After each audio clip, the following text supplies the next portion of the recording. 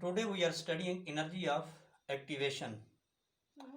First of all, we have to understand what is the effective collision and ineffective collision. Effective collision.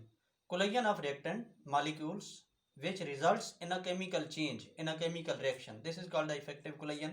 Like this A2 molecule collides with the B2 molecules.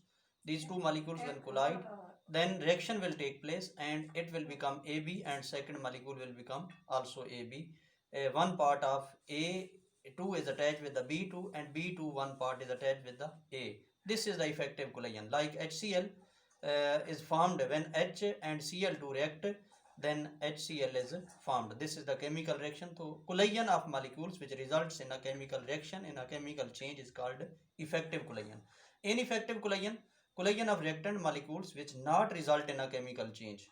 Molecule just bounce back after collision, collide करने के बाद molecule वापस चले जाते हैं. जैसे A2 molecule है, B2 से टकराता है, तो ये टकराने के बाद A2 वापस चला जाता है, B2 वापस चला जाता है. इनमें कोई केमिकल चेंज नहीं आई. जैसे H2 और Cl2 टकराए हैं, तो ये इसमें कोई H2 और Cl2 एज सच हैं, इसमें कोई केमिकल चेंज नहीं हुई. तो this is the ineffective collision.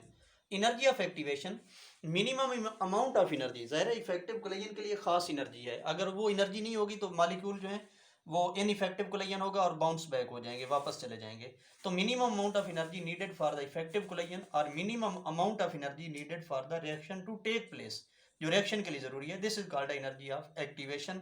जैसे ये रिएक्टेंट हैं A2 और B2, ये आपस में कोलाइड करते हैं, रिएक्ट करते हैं, तो ये बन जाता है एक्टिवेटेड कम्प्लेक्स. अगर इनके पास एनर्जी ऑफ एक्टिवेशन होगी तो एक्टिवेटेड कम्प्लेक्स बनेगा, वरना ये एक्टिवेटेड कम्प्लेक्स नहीं बन पाएगा. तो ये एक्टिवेटेड कम्प्लेक्स फिर टूट कर प्रोडक्ट्स के अंदर चेंज हो जाता है. तो एक्टिवेटेड कम्प्लेक्स है क्या? It is the unstable combination of all the species, all the atoms, molecules, ions involved in a chemical reaction. It is short lived, it has high energy, it is found at the transition state. ये transition state high energy state पे बनता है. तो transition state क्या है? Transition का मतलब होता है तब्दीली की हालत में होना. जिस स्टेट पे ये एक्टिवेटेड कम्प्लेक्स बनता है इसको हम बोलते हैं transition state.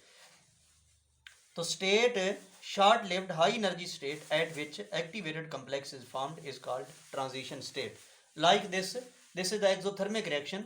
These are reactants react and form the, this is the AC activated and complex. Activated complex is formed at the transition. TS mean transition state. Energy needed for the active to form the activated complex, this is the EA, energy of activation. Now products are formed. These are the products. These are the products are formed then the at low energy than the reactants. These are reactants. Reactants are at high energy and products are at low energy. These are products. This is the energy of products, this is the energy of reactants. So reactants are energy of product is less than energy of reactants. Energy of products ये नीचे आके बने हैं, तो is less than energy of reactants. अगर आप देखें यहाँ से यहाँ तक तो ये ज़्यादा एनर्जी है और यहाँ से यहाँ तक कम एनर्जी है एक्टिवेटेड कम्प्लेक्स को पहुँचने के लिए. तो इसका मतलब अगर रिएक्शन रिवर्सिबल है तो energy of activation of reverse reaction is greater then energy of activation of forward reaction. तो ये है एक्सोथर्मिक रिएक्शन. अब एंडोथर्मिक रिएक्शन में इसके अपोजिट है. ये आपके पास रिएक्टेंट प्रोडक्ट्स हैं, यहाँ पे ये पाथ ऑफ रिएक्शन है, ये एनर्जी है. इस तरफ आपने वाई एक्सिस के अलॉन्ग ली, इधर पाथ ऑफ रिएक्शन मीन एक तरफ रिएक्टेंट और एक तरफ प्रोडक्ट. ये आपके पास रिएक्टेंट्स हैं और ये आपके पास यहाँ पे प्रोडक्ट्स बने हैं. दीज आर, ये रिएक्टेंट्स हैं आपके पास, ये एनर्जी ऑफ रिएक्टेंट्स है और ये आपके पास प्रोडक्ट्स बने हैं यहाँ पे. तो इन दोनों में अब इसकी एनर्जी ऑफ एक्टिवेशन क्या होगी?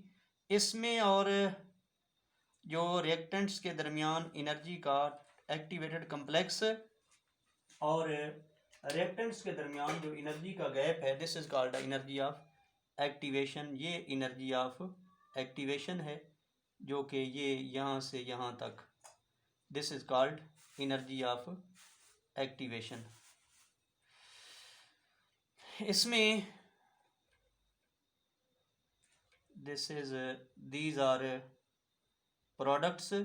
ये आपके पास प्रोडक्ट्स हैं जो हाई एनर्जी पे बने हैं. ये आपके पास रिएक्टेंट्स हैं जिसको मैंने R से शो किया है और ये आपके पास रिएक्टेंट्स और प्रोडक्ट्स के दरमियान एनर्जी का ये गैप है जिसको आप डेल्टा H से शो कर रहे हैं. तो एनर्जी ऑफ एक्टिवेशन जो है अगर आपने निकालनी हो तो ये रिएक्टेंट्स और एक्टिवेटेड कम्प्लेक्स के दरमियान जो एनर्जी का गैप है ये एनर्जी ऑफ एक्टिवेशन कहलाएगी। तो इसमें क्या है, ये रिएक्टेंट्स हैं, ये प्रोडक्ट्स बने हैं यहाँ पे, और ये एक्टिवेटेड कम्प्लेक्स, ये ट्रांजिशन स्टेट है, इस पे ये एसी कम्प्लेक्स बना है, एक्टिवेटेड कम्प्लेक्स बना है। तो इन दोनों में रिएक्टेंट्स के दरमियान और जो एक्टिवेटेड कम्प्लेक्स में एनर्जी का गैप है ये है, this is the energy of activation of this reaction. तो energy of products is greater than the reactant, product high energy पे बने हैं। अब इतनी एनर्जी रिएक्टेंट ने जज़ब की है लेकिन लूज नहीं की, तो ये डेल्टा एच, इसका मतलब ये एंडोथर्मिक रिएक्शन है।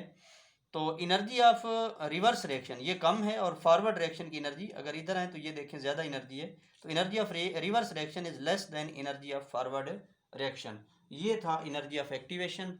और फिर हमने इसमें पढ़ा इफेक्टिव इनइफेक्टिव कोलिजन, फिर इसमें एक्टिवेटेड कम्प्लेक्स क्या है, ट्रांजिशन स्टेट क्या है, एंडोथर्मिक रिएक्शन और एक्सोथर्मिक रिएक्शन में एनर्जी ऑफ एक्टिवेशन के लिहाज से क्या फ़र्क है, अगर रिवर्सिबल रिएक्शन हो तो फिर क्या होता है, उसमें फॉरवर्ड रिएक्शन की एनर्जी ऑफ एक्टिवेशन और बैकवर्ड रिएक्शन की एनर्जी ऑफ एक्टिवेशन में क्या गैप है। Thank you.